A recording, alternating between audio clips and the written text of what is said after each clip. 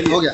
इस तरह से अब सरकार मुख्यमंत्री कह रहे हैं कि रॉयल्टी का जो बकाया राशि नहीं मिलेगा तो कोयला बंदी कर देंगे, नाकेबंदी, हड़ताल सभी तरह की।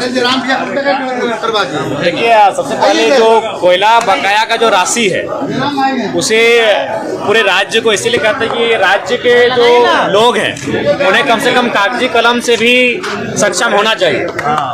माननीय सदस्य सरयू राय जी ने सवाल किया है कि 1,36,000 करोड़ जो आपका बकाया है वो किस किस विभाग से बकाया है। उसमें सरकार का उत्तर आया है कि लगभग 1 लाख करोड़ का जो बकाया है वह जमीन का मामला है, लैंड। तो लैंड सरकार का नहीं होता है, लैंड एक रैयत का होता है, इंडिविजुअल है।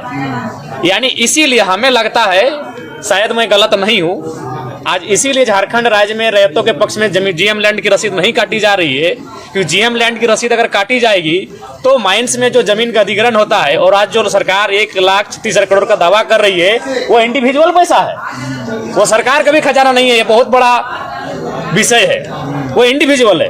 क्योंकि उसमें उसको आप पढ़िए, माननीय सरयू राय जी ने सवाल किया है, सरकार ने उत्तर दिया है कि उसमें से मैक्सिमम जो पैसा है वो जमीन संबंधित पैसा है, और जमीन सरकार का नहीं, जमीन रैयत का होता है। इसीलिए इस राज्य में जीएम के लैंड का रसीद नहीं काटा जा रहा है, जो कि इस राज्य के लोगों के साथ बहुत बड़ा छल किया जा रहा है। तो क्या रॉयल्टी बन गया है?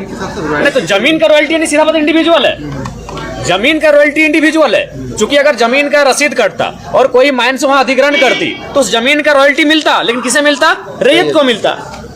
तो ठीक है, उसके बाद अगर ठीक है, अभी मान के चलिए अगर रैयत को ना मिल रहा है तो सरकार को अगर मिल रहा है, तो सरकार अगर निर्णय ले रही है तो हमें लगता है सरकार केवल कह रही है। जब एक विधायक होने के नाते हम उनका समर्थन करते हुए कहें कि चलिए कल से कोयला बंद करते हैं, धरने पर बैठते हैं, तो उनके वो मुख्यमंत्री अटपटा बयान देते हैं। यानी वो संवेदनशील नहीं है, वो गंभीर नहीं है इस राज्य को लेकर। अगर गंभीर होते तो उनको खुद कहना चाहिए था कि हम सरकार होने के नाते विपक्ष के लोगों से भी आह्वान करते हैं कि इस विषय में हमारा सहयोग किया जाए, ताकि सरकार के खजाने में उतनी बड़ी राशि आए जिससे राज्य का बेहतर हो सके। लेकिन कल तो मुख्यमंत्री धनबाद में कह रहे हैं कि अब कोयला रोकना होगा। वो कहते हैं, जब धनबाद जाते हैं तो धनबाद जैसा बात करते हैं, गिरिडीह जाते हैं तो गिरिडीह से बात करते हैं, और फिर रांची आते हैं तो माननीय बन के आराम से ठाट बाट करते हैं। तो क्या राजनीतिक विषय? बिल्कुल राजनीतिक विषय है, ये राजनीतिक मुद्दा ही है।